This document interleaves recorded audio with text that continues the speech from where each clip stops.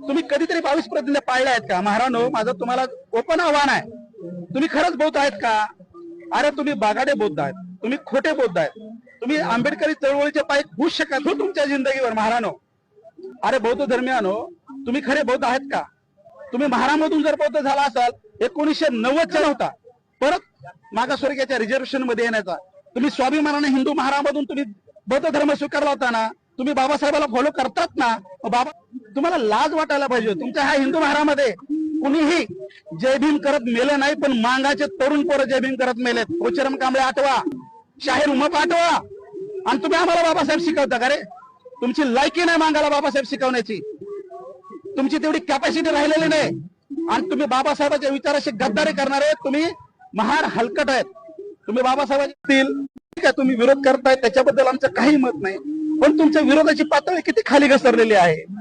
आमचे महापुरुष असतील, आमच्या आई बहिणीवर तुम्ही शिव्या देतात, आमच्या महापुरुषाला वाटेल ते तुम्ही बोलतात. लहुजी साळवे वरती टीका करता, अण्णाभाऊ साठेंवर टीका करता, मुक्ता साळवेंवर टीका करता. हेच तुम्हाला बाबासाहेबांना सांगितलंय का? ज्या बाबासाहेबांना स्वतःच्या हयातीमध्ये महिलांना संपूर्ण अधिकार देण्यासाठी स्वतःची लढाई लढली, इव्हन कॅबिनेट मंत्रीपदाचा राजीनामा दिला, अशा बाबासाहेबांचा तुम्ही स्वतःला पाईक समजता का? आणि आई बहिणीवर शिवाय देता का? तुम्ही खरंच बाबासाहेबांचे पाईक आहेत का? बिलकुल होऊ शकत नाहीत.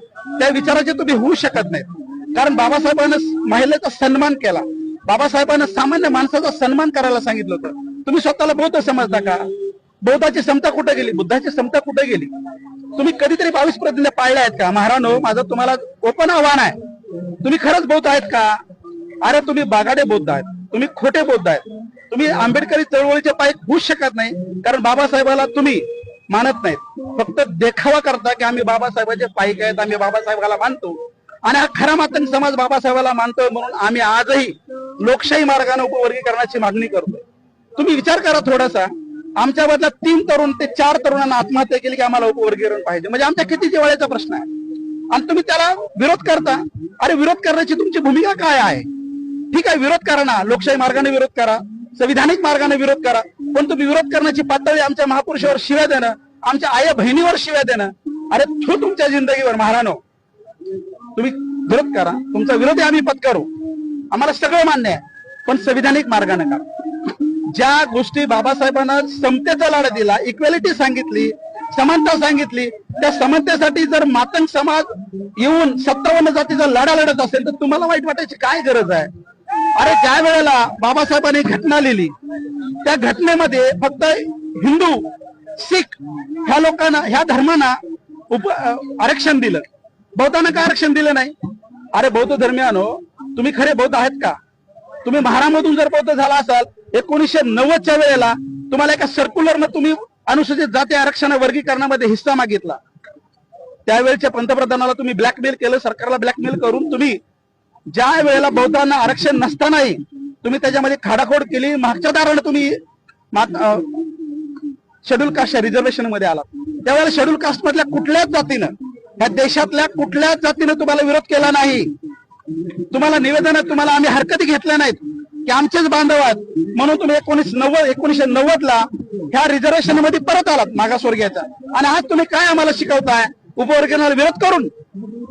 त्यावेळेचे आमचे नेते मनाचं मोठेपण दाखवलं आणि तुम्हाला परत या मागासवर्गीयामध्ये घेतलं. खरं तर तुमचा हक्क नव्हता परत मागासवर्गीयाच्या रिझर्वेशन मध्ये येण्याचा. तुम्ही स्वाभिमानाने हिंदू महारामधून तुम्ही बौद्ध धर्म स्वीकारला होता ना, तुम्ही बाबासाहेबाला फॉलो करतात ना, बाबासाहेबांना घटनेमध्ये बौद्धांना रिझर्वेशन का दिलं नव्हतं? परंतु त्या विचाराला तिलांजली देऊन तुम्ही त्यावेळच्या सरकारला ब्लॅकमेल करून 1990ला एक सर्क्युलर काढलं, आणि त्या सर्क्युलर काढून तुम्ही परत मागासवर्गीयाच्या हक्कामध्ये येऊन आमचा वाटा तुम्ही हिसकावला. तुम्हाला लाज वाटायला पाहिजे होती.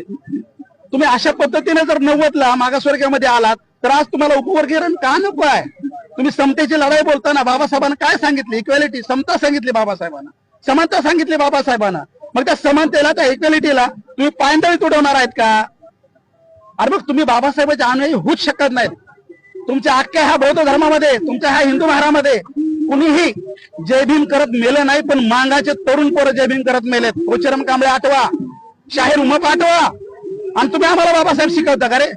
तुमची लायकी नाही मांगाला बाबासाहेब शिकवण्याची, तुमची तेवढी कॅपॅसिटी राहिलेली नाही आणि तुम्ही बाबासाहेबांच्या विचाराशी गद्दारी करणारे तुम्ही महान हलकट आहेत. तुम्ही बाबासाहेबांच्या विचाराला गद्दारी का करताय? तर तुम्ही उपवर्गीकरणाला विरोध करणं म्हणजे बाबासाहेबांच्या विचाराला गद्दारी करणं. बाबासाहेबांच्या समानता घटनेमध्ये काय सांगितलं, संविधानानं काय दिलं आम्हाला, आमच्या हक्काप्रमाणे आम्ही वागतोय. म्हणून आमच्या आई बहिणीला तुम्ही शिव्या देता, आमच्या महापुरुषाला तुम्ही बोलता, काही वाटेल ते. अरे ही पद्धत मी आज मनापासून सकल मातंग समाज असेल, महाराष्ट्रातल्या तमाम मातंग समाज असेल, मी रिपब्लिकन पार्टीचे नेते सन्माननीय रामदासजी आठवले साहेबांचा मी मनपूर्वक अभिनंदन करतो, धन्यवाद देतो. साहेब, तुम्ही आमच्या उपवर्गीकरणाला समर्थन केलं. त्याच पद्धतीनं आमचे आंबेडकरी रक्त प्रकाश आंबेडकर साहेबांना आम्ही आमच्या उपवर्गीकरणाला सपोर्ट केला. आम्हाला तुम्ही उपवर्गीकरण व्हावं असं तुमची इच्छा आहे. त्या अशा नेत्यानं, वामन मिश्राम साहेबानं, अशा नेत्यांचा मातंग समाज जन्मभर, जोपर्यंत हा मातंग समाज या पृथ्वी तलावर आहे तोपर्यंत, प्रकाश आंबेडकर साहेब असतील, आठवले साहेब असतील, वामन मिश्राम साहेब असतील, आम्ही तुमच्या विचाराचं ऋणी आहेत आणि आम्ही तुम्हाला शतशः धन्यवाद देतो, तुम्ही आम्हाला समर्थन करताय म्हणून. आणि हे जे लांडगे आहेत ना बाकीचे, ह्यांचा काही अवकाश नसताना हे मातंग समाजाच्या आया बहिणीला शिव्या देतात. इथून पुढे शिव्या देताना विचार करा. जर आम्ही सुरुवात झालो ना शिव्या द्यायला, तर मांगाच्या इतिहासातल्या शिव्या फार भयानक आहेत. तुमच्या कानातून रक्त येईल, कळलं का? तुमच्यासारखे आमच्यासारखे कडू अवलाद ह्या पृथ्वी तलावर नाही. मांगाला डवचू नका, तुमच्या धमक नाही ती. एवढं बोलतो आणि पुढचा व्हिडिओ नक्कीच तुम्हाला देतो. जय भीम, जय संविधान, जय लहुजी.